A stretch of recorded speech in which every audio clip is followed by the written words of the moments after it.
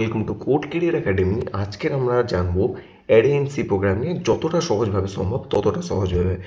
এবার অ্যারে বলতে আমি বুঝি যেখানে আমি অনেক কটা ভ্যালুসকে, ঠিক আছে, যেগুলো একই টাইপের, যেমন ইন্টিজার টাইপের, ফ্লোটিং টাইপের বা কোনো ডাবল টাইপের, আমরা নিশ্চয়ই ডেটা টাইপ সম্বন্ধে আগে থেকে অবগত। এবার সেইটাকে আমরা একটা সিঙ্গেল ভ্যারিয়েবলের মধ্যে স্টোর করতে পারি। এবার থিঙ্ক আমি কটা স্টুডেন্টের মার্ক স্টোর করবো। এবার নিশ্চয়ই যদি আমি অ্যারে সম্বন্ধে না জেনে থাকি তাহলে আমি নিশ্চয়ই কি করবো, এইভাবে আমি int mark one, int mark two, int mark three, int mark four, int mark five, পাঁচটা মার্কের ভ্যারিয়েবল বানাবো। কিন্তু আমি যদি এইভাবে প্রোগ্রামিং করি তাহলে কি হবে, আমার কোডটা শুধুমাত্র বড় হবে আর কোনো লাভ হবে না। এরমভাবে লিখলে আমার কোডটা খুবই খারাপ দেখতে লাগবে। আমি যদি পাঁচটা স্টুডেন্টের মার্ক এরমভাবে লিখি তাহলে আমার কাছে যখন ইউজার ডেটা থাকবে, আমার কাছে 1,00,000 ইউজার ডেটা থাকতে পারে, কিংবা কিংবা 1,00,00,000 ইউজার ডেটা থাকতে পারে, 1,00,00,000 কাস্টমার ডেটা থাকতে পারে। তখন তাহলে আমি কি করবো, এইভাবেই কম্পিউটার কি একটা একটা করে ভেরিয়েবল বানাবে? না, তখন আমরা ইউজ করি অ্যারে, যাতে আমাকে কিছুই করতে হয় না, আমার ভেরিয়েবল নামটা লিখতে হয়। আর ঠিক এইভাবে থার্ড ব্র্যাকেটের মধ্যে আমার কটা এই একই ভেরিয়েবল চাই তার কোয়ান্টিটিটা এখানে লিখতে হয়। ঠিক আছে, যেহেতু আমার এখানে 1, 2, 3, 4 আর 5, এখানে যেহেতু পাঁচটা ভেরিয়েবল এখানে আছে, তাই আমি এখানে অ্যাজ এ সাইজ 5 লিখে দিলাম। তাহলে এখানে কি হলো, এই জিনিসটা এটা এখানে সেম হলো, এই কাজটাই এই একটা লাইনে হয়ে গেল। তাহলে একটা পুরো মেমোরি ব্লকে পাঁচটা ঘর এমন তৈরি করলো যার মধ্যে আমি পাঁচটা মার্ক স্টোর করতে পারি। এবার আমি যদি ডেফিনেশনের কথা বলি, an array is a collection of similar data type stored at continuous memory locations. এটা কন্টিগিউয়াস মেমোরি লোকেশনসও বলা যায়। এইটা আমি যদি বোঝার চেষ্টা করি তাহলে কিছুই না, এইভাবে আমি যদি ছটা নাম্বার স্টোর করি তাহলে এগুলো গিয়ে নিশ্চয়ই স্টোর হবে মেমোরিতে। এগুলো তার কম্পিউটার নিজে থেকে স্টোর করবে না। কম্পিউটার যদি স্টোর করে, কোথায় স্টোর করবে? নিশ্চয়ই মেমোরিতে স্টোর করবে। এবার মেমোরিতে এটা কিভাবে স্টোর হবে, মেমোরিতে আমি সাপোজ একটা অ্যাড্রেসের কথা বলবো। অ্যাড্রেস এত শর্ট হয় না, কিন্তু আমি একটা সাপোজ একটা অ্যাড্রেস ধরছি। থিঙ্ক অফ ইট যে এই অ্যাড্রেসটা আমার গিয়ে স্টোর হলো, ফার্স্ট এলিমেন্টটা আমার 100 অ্যাড্রেসে আছে। তাহলে সেকেন্ড এলিমেন্ট আমি যদি ধরি প্রতিটা ইন্টিজার 4টে বাইট করে জায়গা খাচ্ছে, তাহলে পরের ইন্টিজারটা 104-এ গিয়ে স্টোর হবে, তারপরে ইন্টিজারটা 108-এ গিয়ে স্টোর হবে। আর নিশ্চয়ই তার পরেরগুলো আমি বুঝতে পারছি।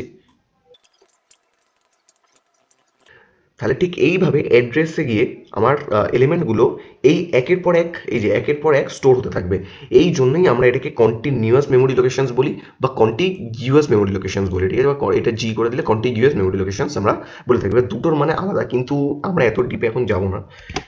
ঠিক আছে, এবার এর সিনট্যাক্সটা কি না, আমাকে প্রথম ডেটা টাইপটা সবার আগে আমার লাইনে, কোডের লাইনে ডিক্লেয়ার করতে হবে।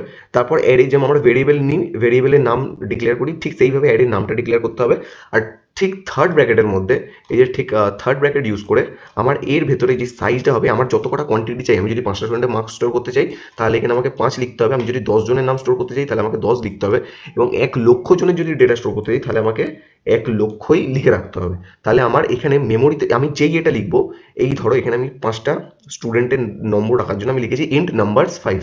তাহলে কম্পিউটার কি করবে, মেমোরিতে গিয়ে আমার জন্য 5টা ঘর তৈরি করে দেবে।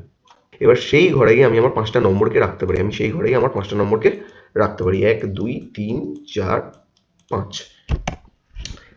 এবার অ্যারেকে আমি যদি ভিজুয়ালাইজ করি, এবার আমি যদি ছোটোভাবে একটা অ্যারের ডায়াগ্রাম আঁকি, এটা কীরকম দেখতে হবে, আমি যদি ধরি আমার কাছে 6টা এলিমেন্ট আছে।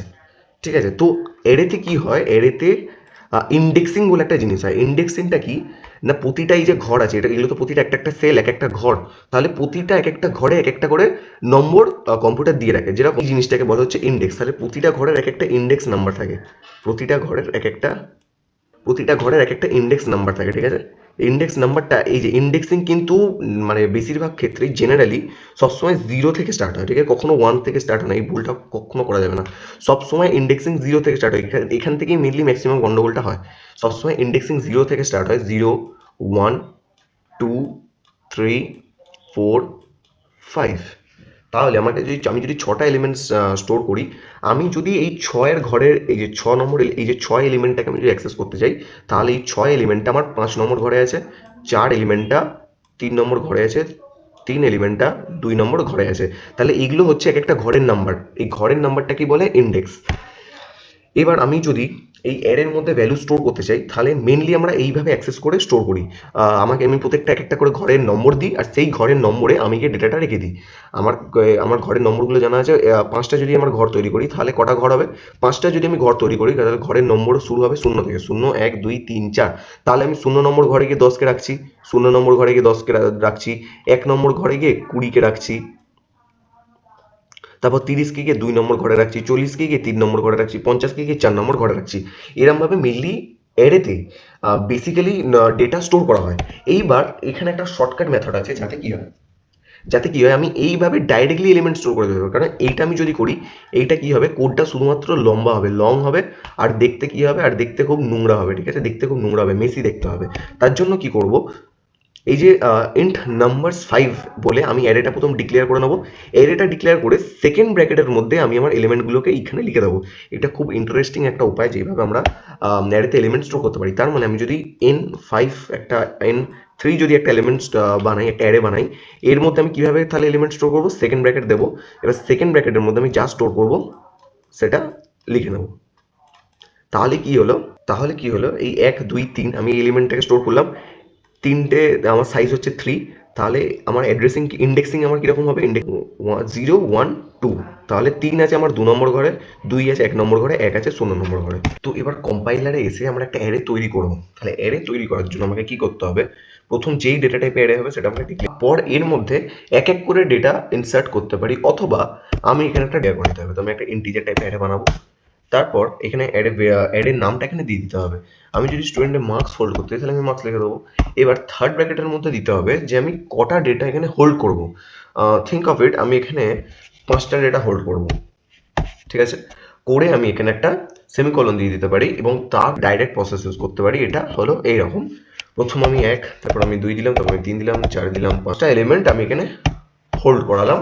ডাইরেক্টলি এইভাবে আমি অ্যারের মধ্যেই 5টা এলিমেন্টকে স্টোর করে দিলাম। সেকেন্ড ব্র্যাকেট দিয়ে প্যাক করে আমি 5টা মার্কস ভ্যারিয়েবলের মধ্যে আমি স্টোর করিয়ে দিলাম। এরপরে আমি এই মার্কস অ্যারের থেকে কিভাবে যে কোনো একটাকে দেখতে প্রিন্ট করাতে পারি। তো আমাকে মনে রাখতে হবে, এই যে 1 আছে এইটার ইন্ডেক্স নাম্বার 0, 2 এর ইন্ডেক্স নাম্বার 1, 3 এর ইন্ডেক্স নাম্বার 2, 4 এর ইন্ডেক্স নাম্বার 3 আর 5 এর ইন্ডেক্স নাম্বার 4। ইন্ডেক্সিং সবসময় 0 থেকে স্টার্ট হয়। তো সেই বুঝে আমাকে এখানে একটা, আমি এখানে মার্কস 2 লিখলাম, তার মানে আমার আউটপুট কত হবে, তার মানে আমার আউটপুট এখানে বেরোনোর কথা 3, কেননা 0 1 2, তাই আমার এখানে আউটপুট বেরোনোর কথা 3। তাহলে দেখে নেওয়া যাক 3 বেরোয় কিনা। And there is our output 3। এটাকে আমি নামসে চেঞ্জ করে নিলাম। এইবার আমি অ্যারে ট্র্যাভার্সিং শিখবো। অ্যারে ট্র্যাভার্সিং মানে অ্যারের যত কটা এলিমেন্ট আছে আমাকে সব কটাকে একসাথে প্রিন্ট করাতে হবে। আমাকে এই জন্য একটা লুপ ইউজ করতে হবে, খুবই সিম্পল একটা লুপ ইউজ করতে হবে, ফর এন্ড আই। আর যেহেতু ইন্ডেক্সিং সবসময় 0 থেকে স্টার্ট হয়, আমাকে লুপটাও 0 থেকে রান করাতে হবে। এটা আবশ্যক নয়, কিন্তু সবসময় 0 থেকে স্টার্ট করানোই ভালো প্রিন্টিংয়ের ক্ষেত্রে। 0 থেকে স্টার্ট করলাম। এবার আই যতক্ষণ, এই অ্যারের লেন্থ কত, অ্যারের লেন্থ হতে 5, তাহলে 5-এর থেকে আই যতক্ষণ ছোট ততক্ষণ এই লুপটা রান করবে, মানে এইটা যখন, এইটা গিয়ে আই যখন 4 হবে ততক্ষণ এটা চলবে। এবার আই ইকুয়াল টু 5 হয়ে গেলে এই লুপটা বন্ধ হয়ে যাবে।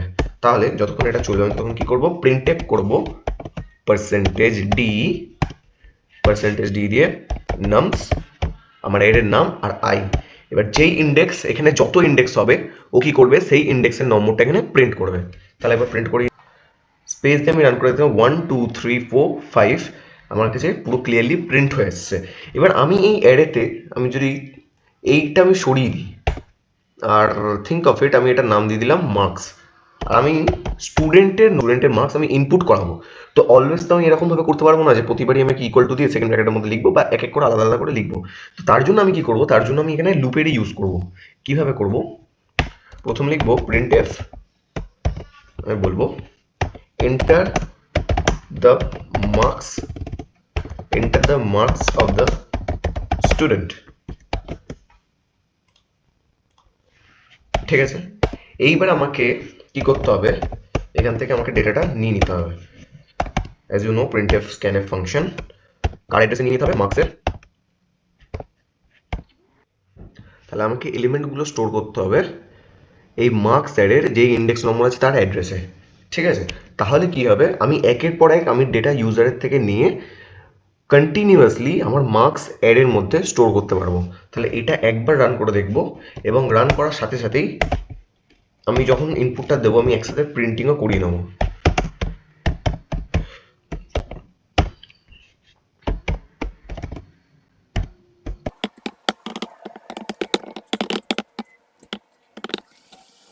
তাহলে এটাকে একবার প্রিন্ট করে নিই। এবার আমার কাছে গেল, এবার আমি দেবো ইনপুট। প্রথম স্টুডেন্ট পেয়েছে 100, তারপরে 34, 67, 89 আর 38। এবার দেওয়ার সাথে সাথে আমি দেখতে পাচ্ছি মার্কস অফ স্টুডেন্ট 1, 2, 3, 4 আমার দেওয়া ইনপুট মতো চলে এলো, এবং এটা সবকটাই গিয়ে স্টোর হলো অ্যারেতে। আমি যখন প্রিন্ট করলাম, অ্যারের ঠিক কন্টিনিউয়াস অ্যাড্রেসগুলো থেকে এখান থেকে ডেটা এলিমেন্টগুলো প্রিন্ট হয়ে গেল।